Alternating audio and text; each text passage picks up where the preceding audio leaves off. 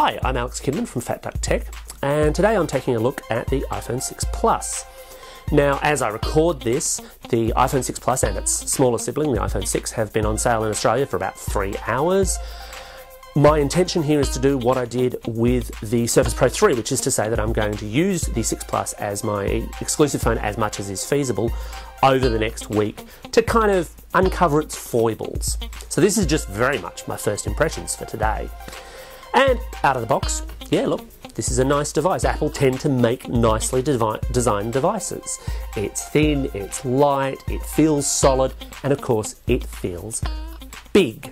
This is the biggest phone that Apple's ever made, and that obviously has certain detractors because it's not exactly a unique concept, but it's not just the concept, of course, it's what you do with it.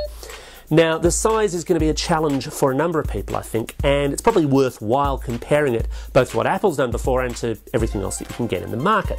So, by way of comparison, although you wouldn't really switch from one to the other, here's the iPhone 6 itself up against the 6 Plus, and there's a significant size difference, there is a significant hand feel difference to the two devices.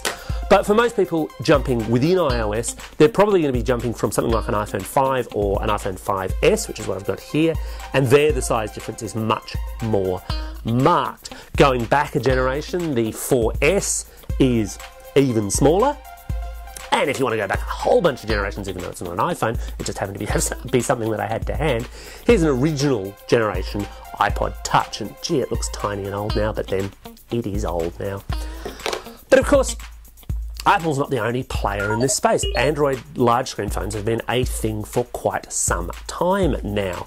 And by way of comparison, here's a Samsung Galaxy S5 up against the 6 Plus, and yeah, look, there is a big size difference, and that does translate into how you hold it. You'd kind of expect that though, because this really is playing in the much larger space.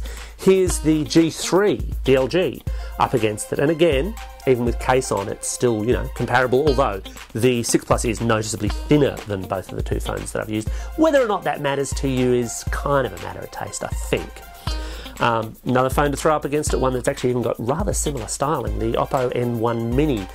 No idea what they call it, the Mini, but anyway, it's almost overtaking the 6 Plus in terms of size, but not quite. And then, of course, the really obvious direct comparison competitor is the Galaxy Note series. This is a Note 3, I don't quite have a Note 4 just yet to do a straight head-to-head comparison, but you put the two side to side, and yeah, the 6 Plus has the size just, although that doesn't translate an awful lot in terms of overall screen size. Now, that screen size, of course, also invites some challenges in how it works, because unlike previous model iPhones, you really can't, unless you've got massive hands, stretch all the way across the screen. Apple's large-scale solution to this is a double touch, not a double tap. You've got to be quite gentle with it, I've discovered, to bring any top-of-screen elements down the screen. I'm not 100% sold on that just yet. As I say, I want the week. I want to see how I adapt to that. But so far, whilst it's a solution that works, it feels a little clunky compared to the way that Apple usually does stuff. And I wonder if it's a model that they won't refine over time.